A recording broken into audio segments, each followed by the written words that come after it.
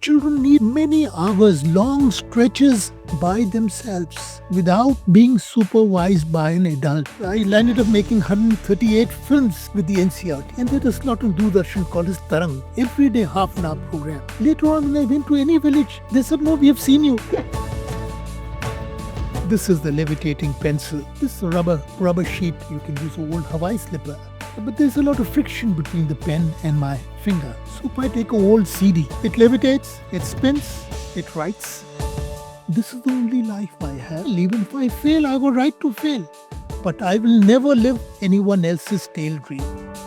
What inspired me was that I was invited to some 3,000 schools. And I think what still propels me, when you see children, when you see a gleam in their eye, it has meant to me more than any award I've ever got.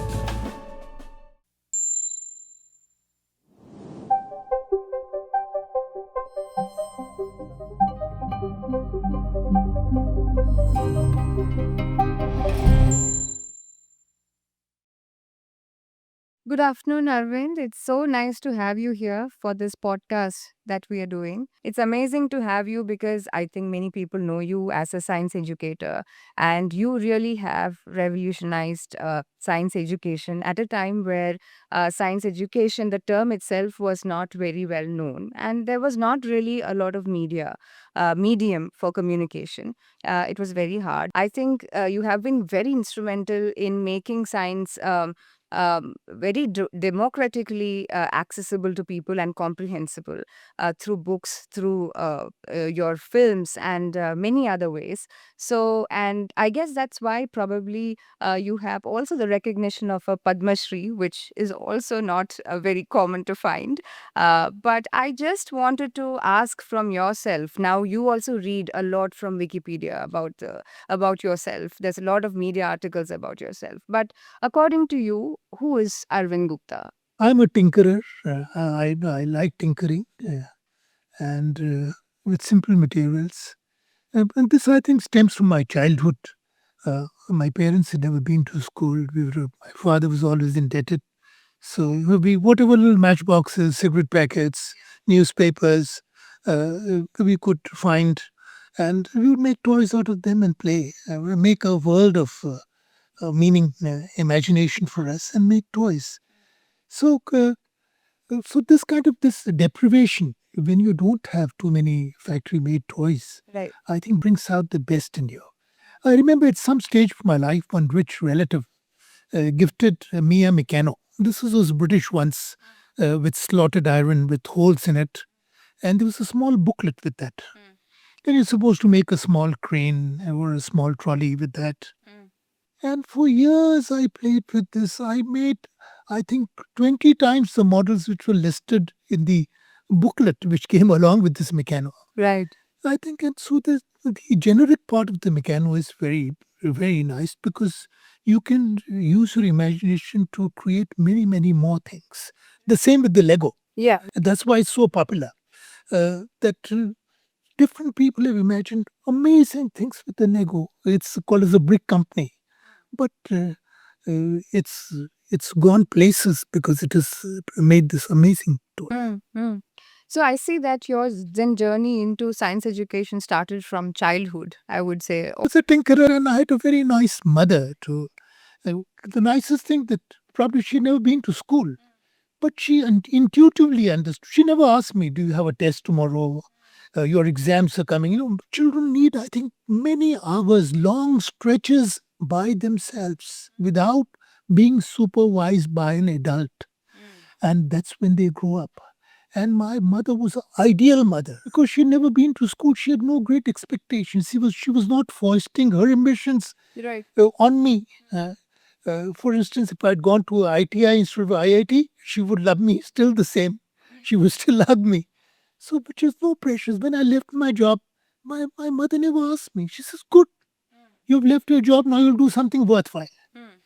So I was extremely fortunate in that, having a mother like that. But then, at what point in your life did you think that this has to disseminate and I want to actually use this as a tool for reaching out to people and educate them? When I went to IIT Kanpur, second year, the hallmark of a great institute is that It gets under your skin without you knowing it.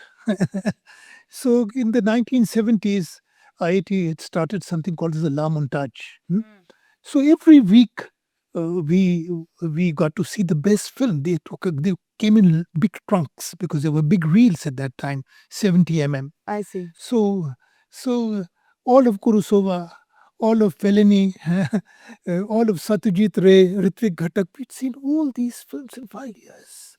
We were able to, every week we saw a new film for 5 years. We heard Ravi Shankar alive. We heard Begum Akhtar alive. So the best musicians. So that's the hallmark of a great institute, that it gets under your skin without you knowing it. And invitation. So many good people gave us lectures. So I saw one day a board, a kind of poster saying that Anil Sadgopal is going to speak on his experiences. So as a backbencher, I went and listened. I didn't ask any questions. He did a PhD from Caltech and returned back to TIFR. And in the early 70s, along with Professor Yashpal, they tried out this, science through activities in many municipal schools in Mumbai, and which got a very good response. So in this lecture, he basically said, we try to work very hard, but it's very difficult to work in the villages. We have a very romantic image of a village in the city. Gaon ka panghat hai, village belles carrying water on their heads, and there are these fields of mustard and flowing by. But once you enter a village, you encounter class, you encounter caste, you encounter gender. Very difficult. The rich people don't want the poor children to go to school because where would they get cheap labor from? Yeah. So, instead of saying that he said they're very tough challenges to work in the village. And so that he kind of came out as a person who had left a good job to work with ordinary people. So that became, I said, what can we do about it? After my 2 years of telco training, which was fantastic, I loved it. Because 2 years you wear green overalls and you operating a lathe, shaper, welding, which you've never done in the IIT. I took 1 year off from my job, and because I'd heard him, and I worked for the Hoshangabad Science Program.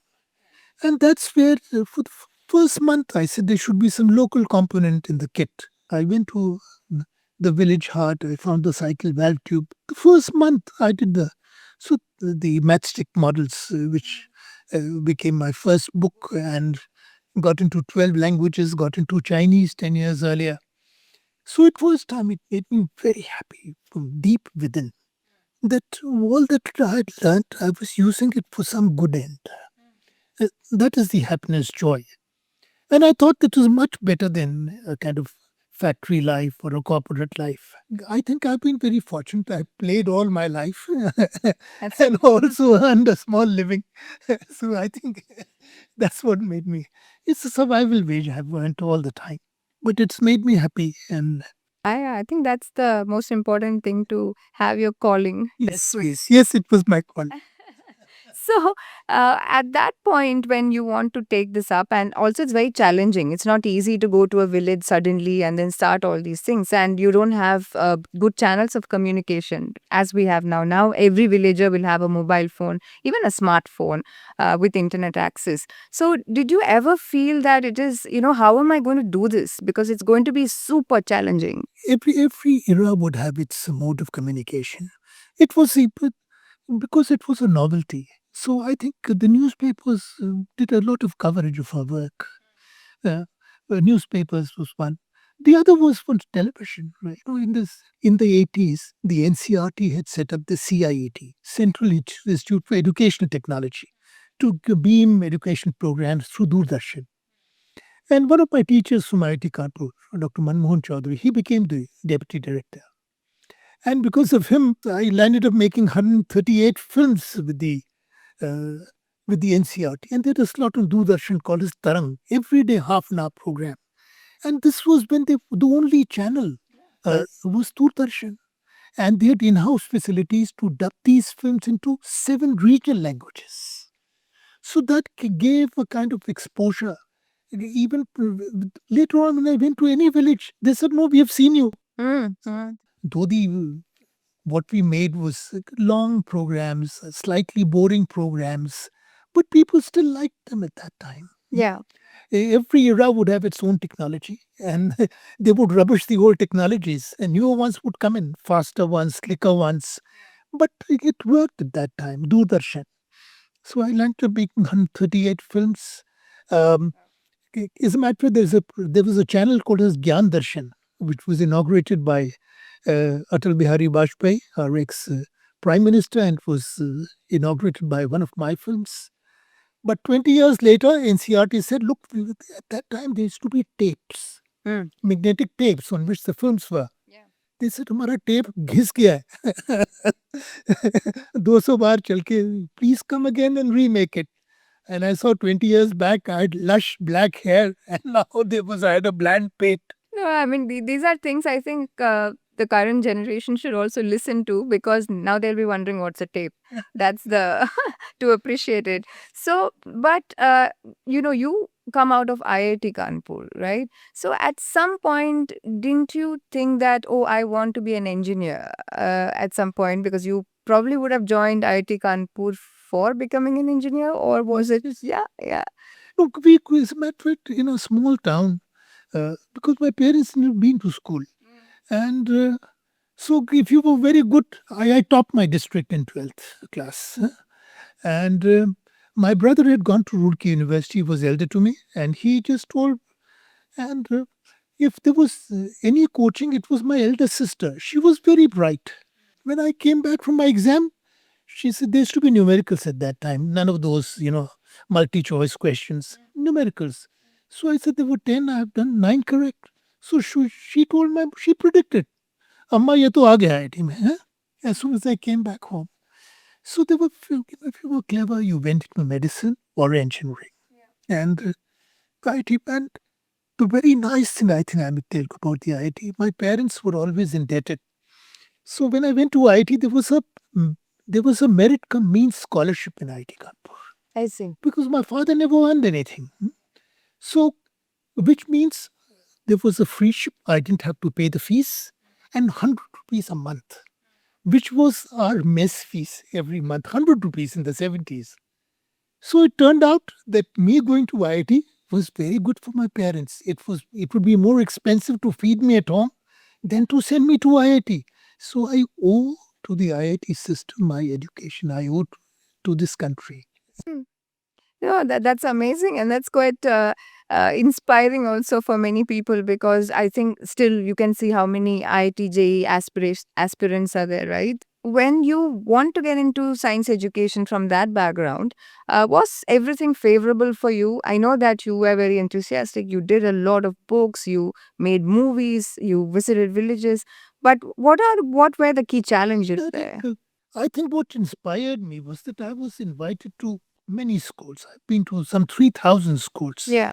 And I think what still propels me, when you see children, when you see a gleam in their eye, I think it has meant to me more than any award I've ever got.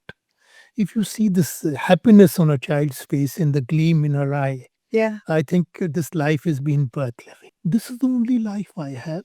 I have a right to fail. Even if I fail, I have a right to fail. But I will never live anyone else's tale dream, right? I will live my own dream. I'll sing my own little song, and I think then life was quite kind, and we got a lot of coverage because it was a novelty at that Yeah. time. It was quite novel. And when I came to IUCAA, I think the best thing which happened to me was, despite me not wanting to join IUCAA, when I was invited by Professor Narlikar, I said, "Sir, I love you, I adore you, but I've never worked anywhere, much less a government job. And I'm not looking for a job. I translate, I make films, I write books. I'm invited to hundreds of schools. I've been to so many countries. I've been invited. Why should I learn?" He told me one thing, that Arvind, you can shape the center. You can, uh, and if you don't like, you can quit after 6 months. Once I started working there, I loved my work, and we had a remarkable team. 2, 3 people. And every day we made new films, designed new toys, and so many people came, visited us, and they nurtured us with their ideas. I think we were not very good at science or maths. I think we were the best clerks of our times, documenting good stuff. Anyone who came, good idea. There's one Mr. Poddar. He makes remarkable toys. Fantastic. And there is a section on our website designed by Mr. Poddar. Some 200 toys we've documented. So I think we were the best clerks, both in terms of documenting books and toys, and make them accessible for free. We, we wrote down certain cardinal rules that we will never sell. Now, in today's monetized, where everything is monetized, it may look very strange. But look, we come from privilege. I can earn a living anywhere. And first thing we said that we're not designing this for the children of Pune or for Maharashtra or for India. Our work should impact the poorest child on earth. Now, it was a very big thing to say and to feel about it. So we've never charged anything. And toys from trash, if you look at sub-Saharan Africa, you look at Latin America, the children, with very little material, they can make toys. Yeah. So our films, some of 350 of our videos have got to Spanish, which is spoken in 26 countries. So we tried to make it free, no registration, no fees. You can download all our books for free. And that, I think, gave us good joy. And people supported us Right. all around that this is good work. When you are going to graduate school, you are often worried about the experiments, your science, and maybe your publication, but that's the only public image that you're worried about. You're not really trained that way, or you're not even thinking about popularizing it and saying that it should reach out to the layman. And they also think that sometimes when you talk to people who are not in science, and if you don't understand, it's not taken as a fault of the scientists, it's rather taken as a fault. Yes, the people are stupid. Ordinary people don't understand. Yeah, so that's the attitude. I think even now it prevails. So when you come across such situations, what is that you think that could change I that think attitude? we've tried. I tried with DDS. They had this NCSTC and Vigyan Prasad. And there was a very fine person there, Subodh Mahanti. So when I was 30 years back, he said, we have 2 crores worth of paper lying, go down. And I said, look, that's a great opportunity. So we must print books which are out of the copyright range. Right. So we took CV Boys soap bubbles. Boys, there's a method of finding the G, which is part of the high school curriculum. Yeah. But CV Boys, at some stage in his life, just fell into love with soap bubbles. And he gave a kind of a demonstration to the Royal Society. And someone penned it down at that time. Now, this book is not science, it's poetry. It's Right, so right. beautiful. So we got soap bubbles. The Chemical History of a Candle by Michael Faraday, who, of course, became the head of the Royal Society. His father was a blacksmith, and the son becomes the president of the Royal Society, and one of the greatest scientists the world has ever seen. We got several of his books because they were outside the copyright. Autobiography of Charles Darwin. Fascinating. At one stage, he was so taken up by collecting beetles that he was going for a walk with someone. He saw a beetle on a tree and he quickly picked it up. And then he saw another one and he said, how can I leave this behind? And then he picked up in the other hand. Now he writes that as he was about to leave, he saw a third one. How could he leave that behind? So he put one in his mouth and grabbed the third one. So this is the kind of excitement you come across Charles Darwin's autobiography. Vigyan Prasad printed this series of 20 books.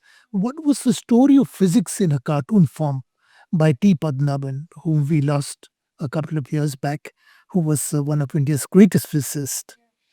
So I think one of the tasks is that to get this popular science literature in our regional languages, which are outside the popular outside the copyright domain. Anyone can use them, but we have not done that hard work. We need to do this into many, many Indian languages. Hmm.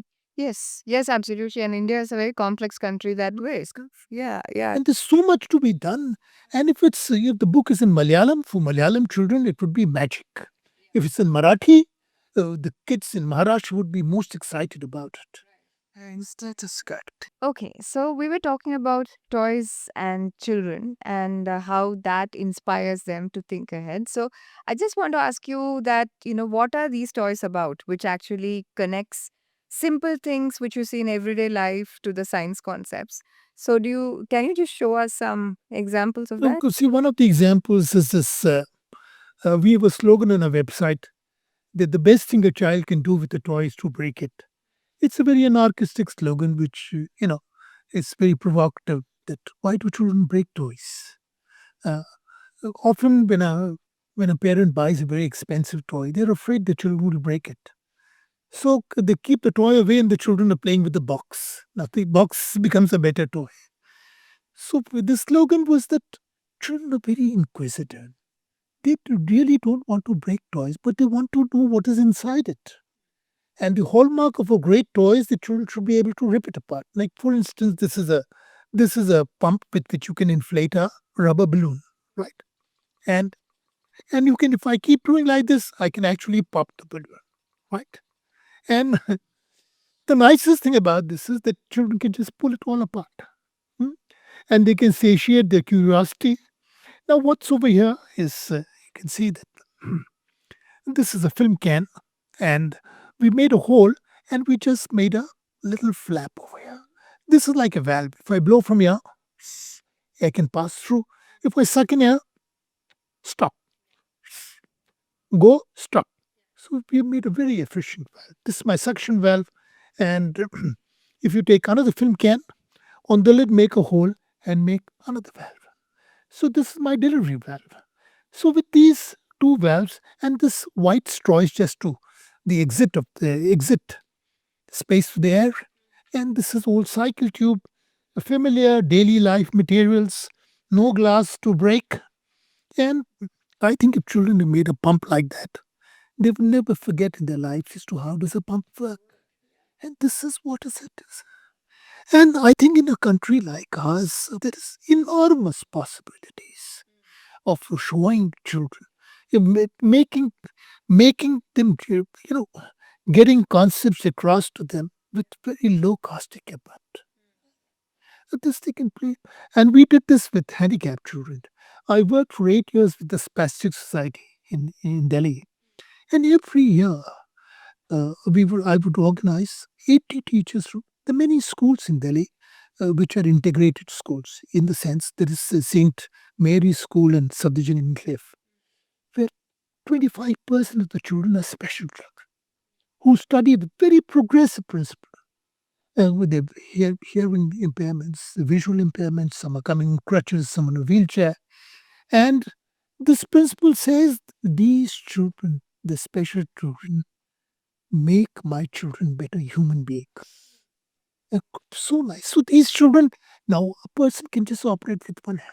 So we just put a rubber band around this around this uh, balloon, and with one hand he would squeeze and make it blow up. So it was very nice. So we did these kinds of workshops, and anyway, special children, slightly mildly autistic children, they require much more activities before they can understand any concept. Right. So they took it very. Some others are. This is of course this is the levitating pencil, and they come in very many variations. In this there is a this rubber sheet you can use, old Hawaii slipper, and there's 6 magnets. These are ring magnets. They all come from China. The front ones are opposite poles, so they stick to each other. We did not know which is north or south, but the rear ones are similar poles. So the rear ones at the base, they're pushing this up. Right. They're kind of. So this is the front ones are tracking, the rear ones are pushing. So if I put my finger over here, this pencil is actually balancing on my fingertip. I can feel the force it's exerting, and I can make it twirl. But there's a lot of friction between the pen and my finger. So if I take a old CD, which can be very easily cut with a scissors, so this becomes it levitates, it spins, it writes. Now all over the world there are these maglev trains, and this is a model which costs less than 20 rupees. Our children get some insights into what maglev is. It's not just a word. They can relate to it. No, that's amazing. And you were mentioning a story about your one of the students who got inspired. This is Hamsa Padmanabhan. In IUCAA, after Professor uh, um, Narlikar, the brightest physicist was Professor T. Padmanabhan. Right. Um, Amazing man. I think he's 5 years in a row at the International Gravity Society Award. And Paddy was the greatest supporter of our Children's Science Center. They had both husband and wife were astrophysicists, and both Vasanti and Thanu. And they had one daughter, Hamsa. And she went to no fancy school. She went to the Kendriya Vidyalaya across the road. Very inquisitive girl. And she was in high school, 2004-5. And she was fascinated by this levitating pencil. Yeah. So Hamsa wrote a paper on this. Under the toy, her paper is there. And she got some international award. And today, a minor, I think a meteorite is named after Hamsa. Yeah, that's So this is amazing. the possibility of every girl in this country. I think the possibilities galore for our children. Yeah. Yeah. Yeah. I mean, definitely, definitely. I think these are I think a lot of take home messages that we have, which are actually a lot of materials, which is a take home. And we even like this is, for instance, this is not much to do with science, but where science and arts mingle. This children like it very much. It's like a rainbow snake, right? Something you just make a spring and pull it out, and these are pieces of colored straw, Yeah. and they go very look. And also, you have the. This is something called as a flexagon. You can just see that you see butterflies, you see frogs, snakes, eagles, butterflies, frogs, snakes, eagles, and four pictures coming in sequence, one after the other. And the insects are eaten by the frogs, frogs are eaten by the snakes, snakes are eaten by the eagles. Food chain, which children all in fourth standard study about this. But you can just fold paper and make this. It's amazing that paper can rotate like this without tearing. And this was designed by a mathematician at Harvard, Arthur Stone, 1928. I think 2 3 years it will celebrate a century. And I worked with fourth standard children, fourth class children, given a scale and a pencil. Oh, they love folding it. It is not just for the 10th or the ninth. It's too late in the day. The earlier they start doing it, the better. Better.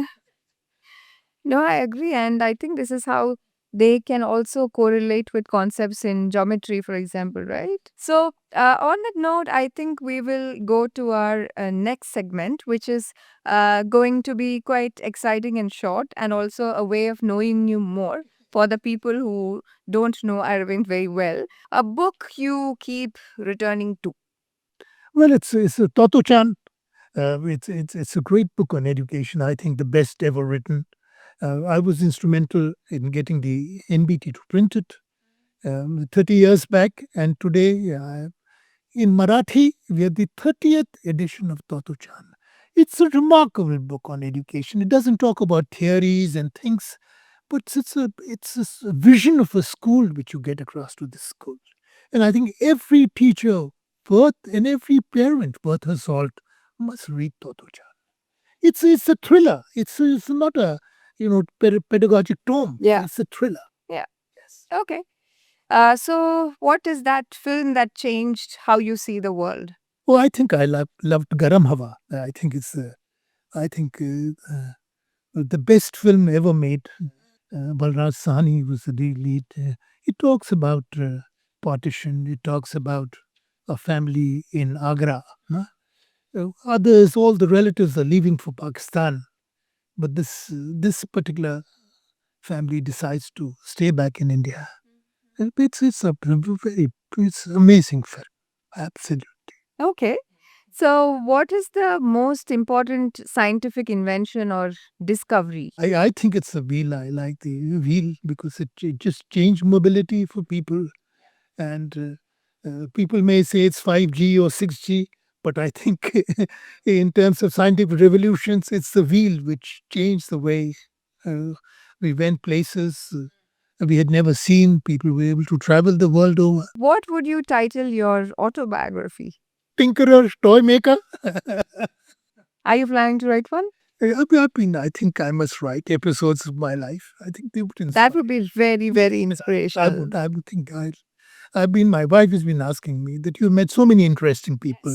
Yes. You spend so much time with Laurie Baker. I spent 4 months with Laurie Baker. Write about this. You spent 11 years with Professor Narlikar. I must recall one episode of it was in 2008. I was to get the Indira Gandhi Award for Science Popularization by INSA, Indian National Science Academy. And I was to go to Delhi. And I met the president then, Professor Vijayan from IIC Bangalore again. And he called me to his room and he said that, see, this is the 2008 was the platinum jubilee of INSA, set up by C.V. Raman. And he said, this year we're going to have spate of these technical papers, highly technical. And the more technical they are, the fewer people read them. Yeah. And he said that I would like you to do a biography of Indian scientists, past Indian scientists. That would be very nice. That would help inspire children. I took up the challenge and he made, by the time I returned back to Pune, he had already rung up Professor Narlikar and made him the chairperson of the committee, whatever, that's how the government works. Narlikar had inducted in Madhav Gadgil, who was a Padma Bhushan, and Paddy, T. Padmanabhan, Padma Shri. So this trio, Trimurti. And so we had 2, 3 meetings. Anyone who's got the Nobel Prize, anyone who's got the FRS, Yeah. all those. Madhav Gadkal asked, where are the women? So Kamala Soni, who sat on a dharna against C.V. Raman, he put her in. Two others, very eminent.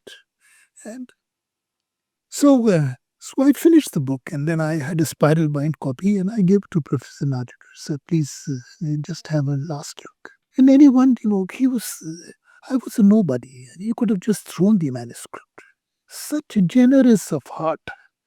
For a month, he went through every page, correcting my errors, and gave me suggestions how to better it. The result was that Bright Sparks came into 10 Indian languages. And I think this generosity, and that's what, Yeah. clings to that how nice you are to people. You don't snub people just because they're your juniors. Yeah. Right. So I owe him a lot. No, I mean, I can totally understand and agree at the same time. But I guess now we'll have to wait some time for your autobiography to be out. But until then, what is your, message for the young generation of people, whether it's children or it's adults, people who want to get into science or people who are scared to get into science, or people who want to know about science? What is your that one message for the whole I community? think messages never chase success. Give a boot to success. Just your work should intoxicate you, right? And success will follow. But to do something, be intoxicated by your work. It should give you deep joy with it. Success will never chase success. Give a boot to success. This is to the adults.